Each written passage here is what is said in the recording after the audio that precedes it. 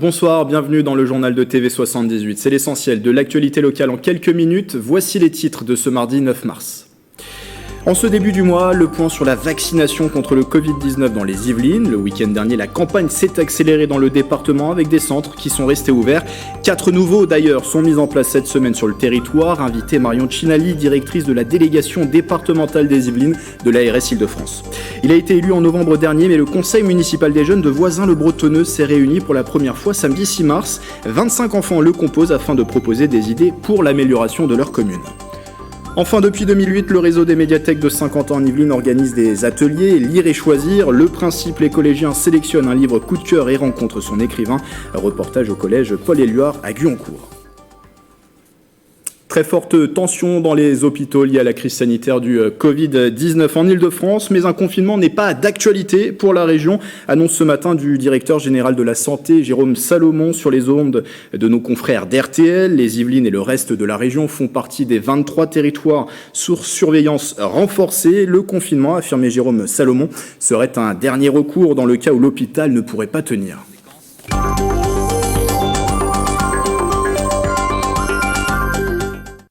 Souvenez-vous, le 31 décembre dernier, le tout premier vaccin contre le Covid-19 était administré dans un EHPAD de Sartrouville. Depuis, la campagne de vaccination s'est accélérée dans les Yvelines, on en parle dans un instant. Mais comment se portent les premiers vaccinés, justement? 2 mois après, nous sommes retournés sur place, le reportage de Célia Gatsongo. Rappelez-vous, il était l'un des premiers habitants des Yvelines à se faire vacciner. Après 2 mois, Jean Berthier, 90 ans, est en forme. Oh, bah moi ça m'a rien fait, hein. Je vous garantis que dans ma vie, j'en ai eu des vaccinations. Les résidents des EHPAD étaient prioritaires dès l'arrivée des vaccins en France. Dans cette maison de repos à Sartrouville, 24 résidents sur 34 ont pu se faire vacciner. Madeleine Bonnet, 94 ans, a elle aussi fait ses 2 injections du vaccin Pfizer. Ça s'est bien passé, c'était bien organisé. Il n'y a pas eu de problème. On nous a surveillés pendant quelques temps après la vaccination. Parfois, je souhaiterais que tout le monde puisse avoir cette vaccination. Il n'y a que comme ça qu'on s'en sortira. La situation dans les EHPAD a évolué avec les vaccinations. Dorénavant, les visites ne sont plus chronométrées et elles peuvent se faire en chambre. Ça fait du bien. Notre priorité, c'est le bien-être des résidents. Donc le bien-être, pas que physique, le bien-être moral est important et franchement, ça se passe très bien. Les résidents peuvent recevoir les membres de la famille pour le déjeuner. Les résidents peuvent sortir de l'établissement également avec bien sûr les mesures barrières à respecter, le gel hydroalcoolique, le port du masque. Mais oui, les choses ont un peu changé dans l'établissement. Un nouveau souffle pour les résidents qui avaient perdu le moral. Ça m'a donné 10 ans de plus. Vous voyez, je suis centenaire maintenant. On a l'impression d'être incarcéré dans une prison. Dans cet établissement, des familles ou des résidents ont d'abord refusé la vaccination. Ils ont finalement changé d'avis. 32 résidents sur 34 devraient donc être vaccinés dans cet EHPAD.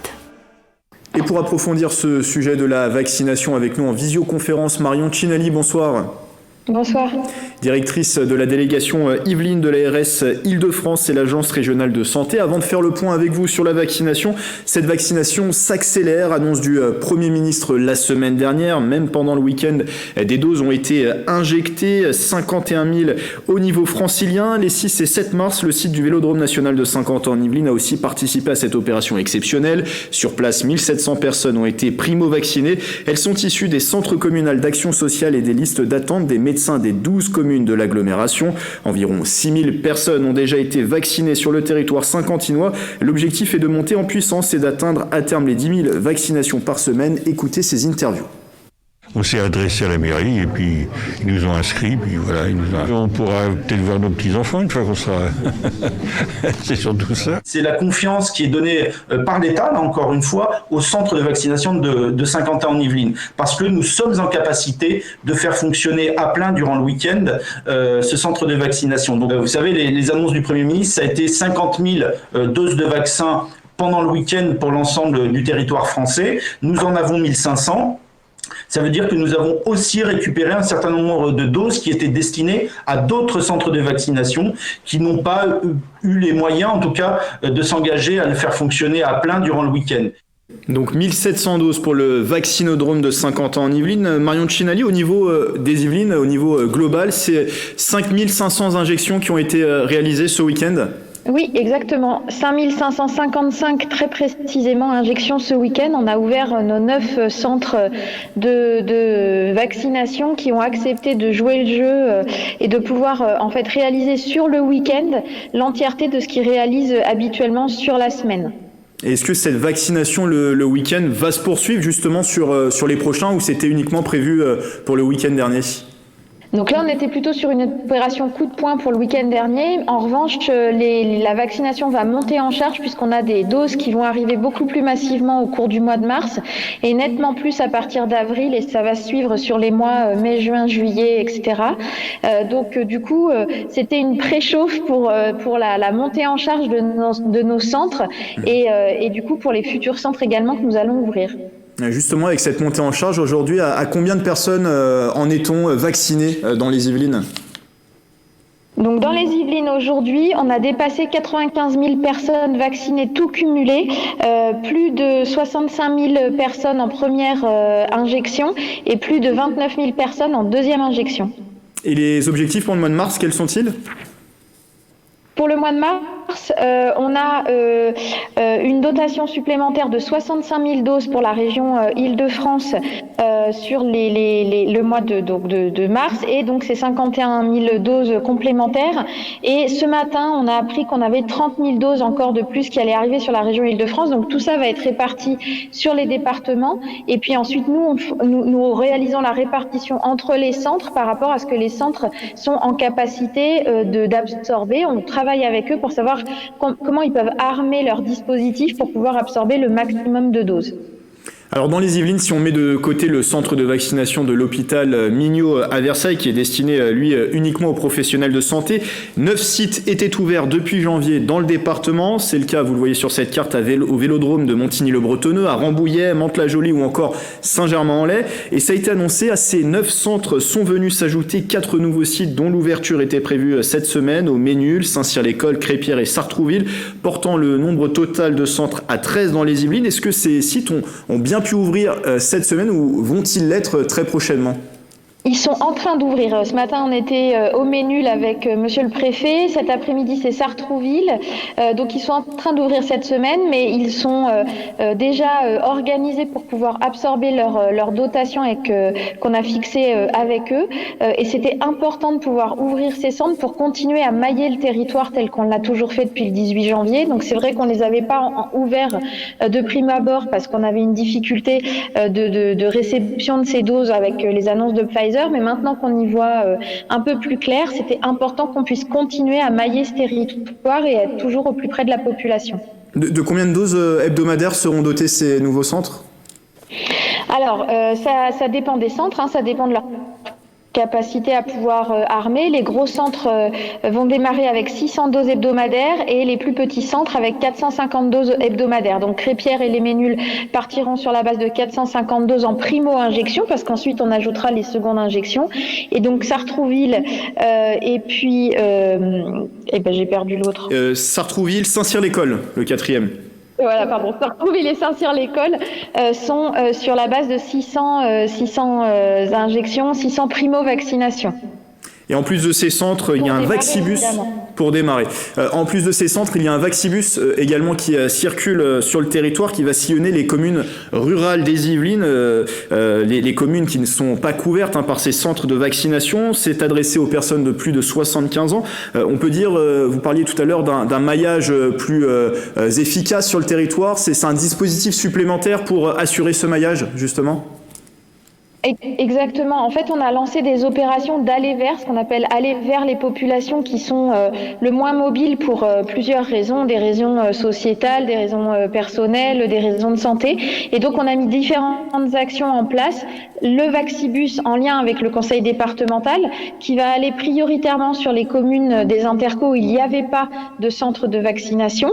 Donc là, cette semaine, nous sommes à Cœur d'Yvelines. La semaine dernière, on était sur Galimauldre et la semaine prochaine, on sera sur l'interco des portes d'Île-de-France. On va continuer comme ça en allant partout où en fait les communes sont le plus éloignées des centres de vaccination.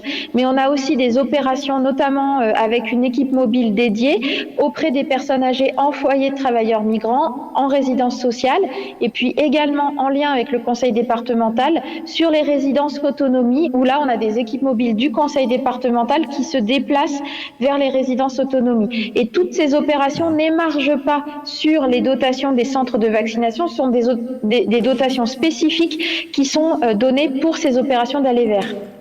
Dernière question sur la vaccination. Dès le 15 mars, le gouvernement a annoncé que les pharmaciens pourraient également vacciner, ce qui suscite visiblement la colère des médecins libéraux qui redoutent de devoir annuler des rendez-vous de vaccination car les commandes de doses seront ouvertes cette semaine aux seules officines. Ma question, c'est est-ce que les pharmaciens dans les Yvelines vont pouvoir vacciner dès la semaine prochaine et à qui va s'adresser justement cette vaccination ? Alors en fait, effectivement, la difficulté qu'on a, c'est juste sur la semaine prochaine où il y a une problématique de livraison. Mais en fait, in fine, il y aura des doses en nombre pour que et les médecins et les pharmaciens puissent vacciner chacun pour ce qui les concerne. Et donc là, il s'agit d'une vaccination en AstraZeneca. Donc on est toujours sur les publics 50-75 ans. Et donc les pharmaciens seront autorisés effectivement à vacciner dès la semaine prochaine. Enfin, ils l'étaient déjà pour venir en appui des centres de vaccination ce week-end. Avec une prise de rendez-vous à faire sur Internet au préalable ? Alors ça, c'est chaque pharmacie qui va s'organiser. Pour le moment, il va falloir voir. On n'a pas forcément de prise de rendez-vous sur Doctolib avec les pharmacies. Alors un dernier point avec vous, on met de côté la vaccination pour faire le point justement sur l'épidémie de Covid-19 dans les Yvelines. Et nous relayons chaque lundi dans le journal les derniers chiffres de l'épidémie sur une semaine dans le département. La situation est toujours tendue et se crispe même au niveau francilien avec des lits de réanimation occupés à plus de 80%. On a appris par ailleurs hier que les établissements de santé franciliens devaient déprogrammer 40% de leurs activités médicales et chirurgicales pour libérer des places en réanimation. Est-ce que la situation, à l'instar de l'Île-de-France, est-ce qu'elle reste inquiétante dans les Yvelines, notamment à cause des variants? On a appris la semaine dernière, c'est le Premier ministre qui nous l'a appris, que sur les nouveaux cas de contamination, plus de 60% provenaient des variants. Alors en fait, dans les Yvelines, s'agissant des variants, on tourne maintenant sur les PCR positives à plus de 70%, mais ça c'est la photographie aussi régionale, on est à 70% des PCR positifs qui sont des PCR avec des variants. Donc effectivement, la circulation virale est nettement plus importante. Concernant la pression sur l'hôpital, elle est bien présente et vous le savez, on a une régulation des lits de soins critiques qui est régionale, qui n'est pas uniquement départementale. Donc nous aujourd'hui, le département des Yvelines, en termes d'indicateurs, c'est le département où la situation n'est pas la plus problématique puisque notre taux d'incidence est le plus bas de la région, mais pour autant on subit aussi cette pression auprès de notre hôpital de tous les malades qui entrent à la fois sur des lits de médecine et à la fois en soins critiques. Merci Marion Cinali pour toutes ces précisions. Merci. Et je rappelle que vous êtes la directrice de la délégation départementale de l'ARS Île-de-France, l'agence régionale de santé.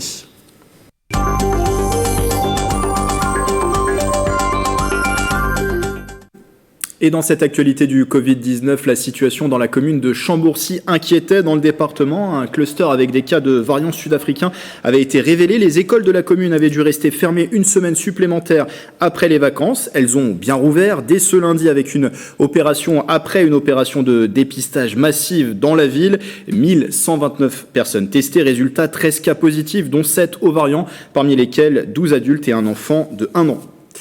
En parallèle, les tests salivaires ont également débuté dans les écoles de la région. Ce sont les écoles d'Orgeval qui ont été les premières à les effectuer dans le département.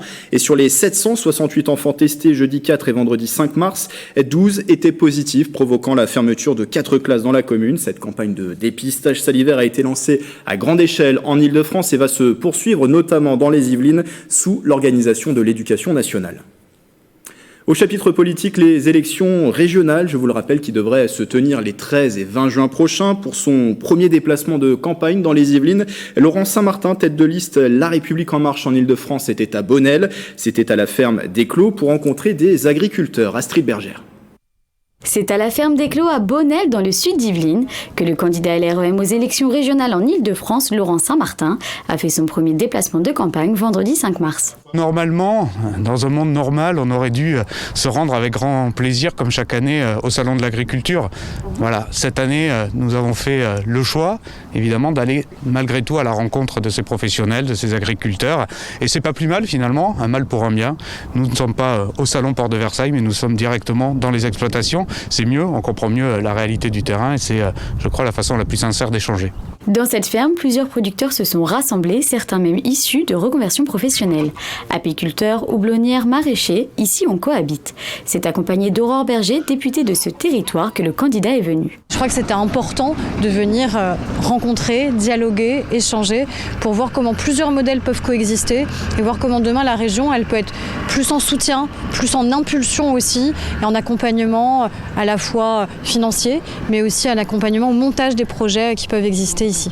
Le candidat entend donc, s'il est élu, encourager ce genre d'initiative, mais note que de grandes disparités existent dans la région. Il ne faut pas oublier que dans cette région, il y a aussi beaucoup d'inégalités, beaucoup de difficultés, et que notre priorité demain à la région Île-de-France, c'est évidemment favoriser et libérer tout le potentiel incroyable de cette région, mais aussi enfin résoudre les innombrables inégalités qui se sont creusées pendant la crise, mais qui existaient malheureusement bien avant. Après avoir visité la ferme d'Éclos, le candidat et la députée se sont rendus dans d'autres exploitations. D'autres candidats se sont déclarés pour ces régionales en Île-de-France. Clémentine Autain pour la France Insoumise, Jordan Bardella avec le Rassemblement National, Audrey Pulvar pour le Parti Socialiste et Julien Bayou avec Europe Écologie Les Verts. Toujours pas d'annonce officielle en revanche pour Valérie Pécresse, la présidente sortante de la région Île-de-France, qui devrait bien être en lice pour ce scrutin des régionales prévues les 13 et 20 juin prochains. Et direction Vélizy à présent pour revenir sur la grande campagne, la grande collecte nationale des Restos du Cœur au programme le week-end dernier, les 5, 6 et 7 mars. Dans les Yvelines, 700 bénévoles répartis sur 55 points de collecte. On écoute des donateurs au supermarché Auchan de Vélizy. C'était au micro d'Astrid Bergère.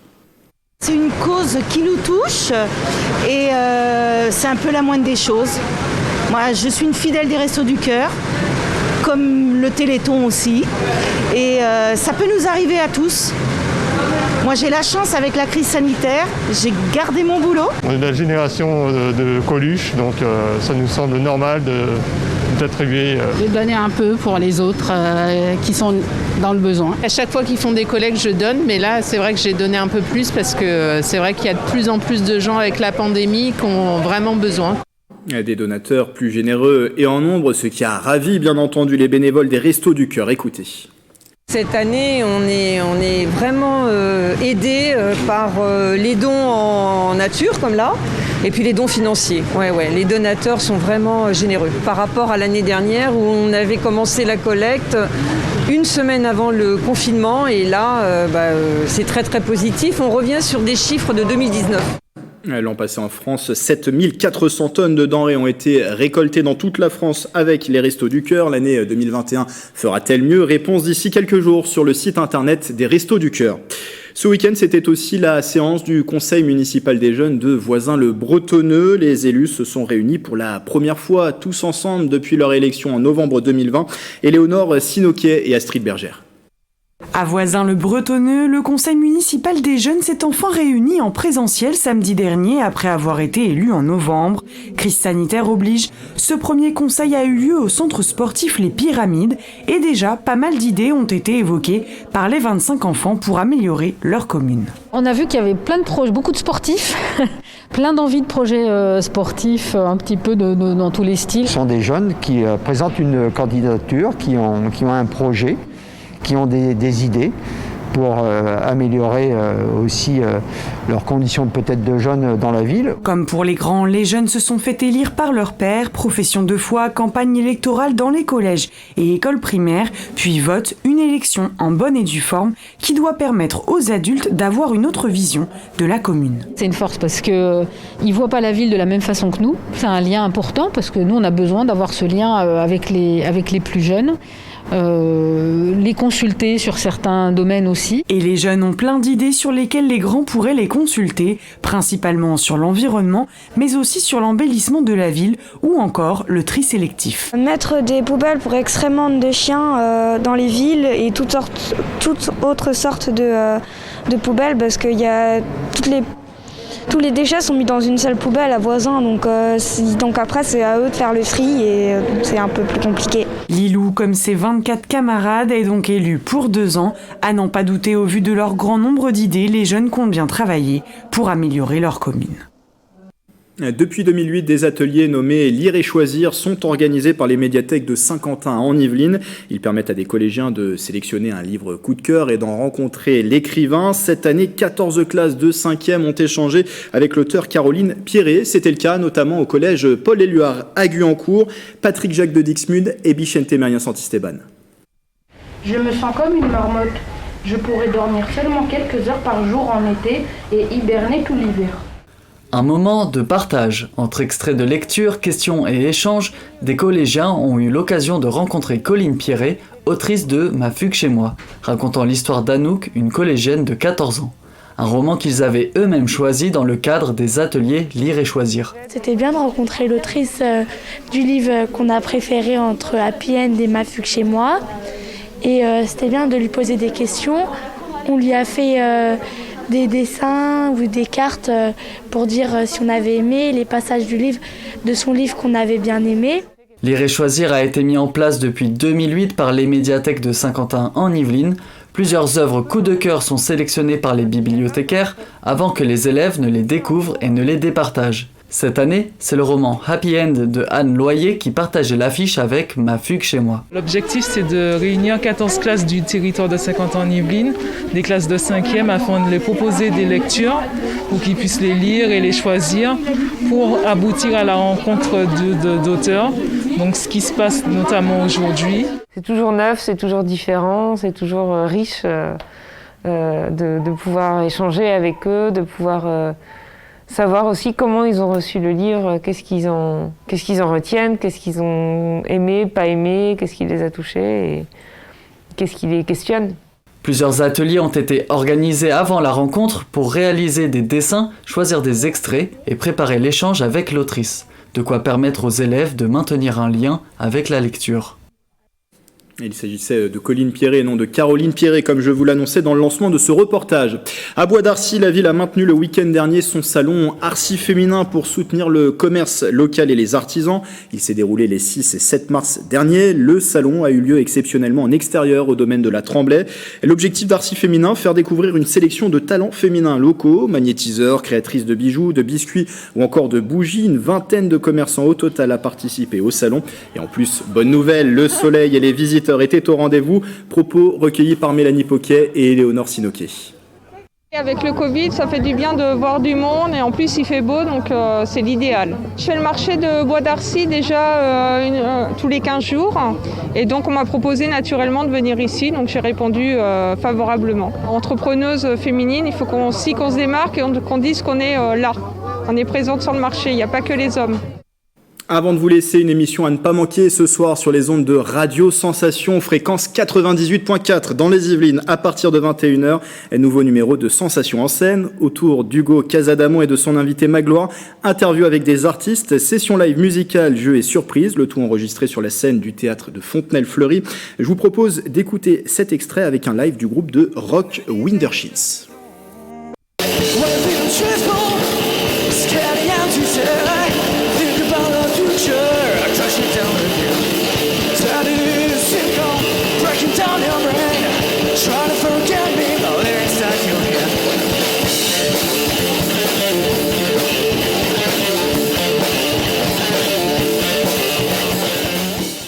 Sensation en scène ce soir à 21h sur les ondes de Radio Sensation, fréquence 98.4 dans les Yvelines et en DAB+ à Paris et dans le reste de l'Île-de-France. Voilà, c'est la fin de ce journal. Merci de votre fidélité. Très belle soirée avec TV78.